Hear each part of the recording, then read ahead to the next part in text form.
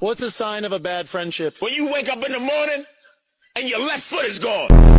Your favorite kind of cookie? 500 milligrams. If your wife's upset with you, what do you do to make her feel better? I get into an argument with my other wife in front of her.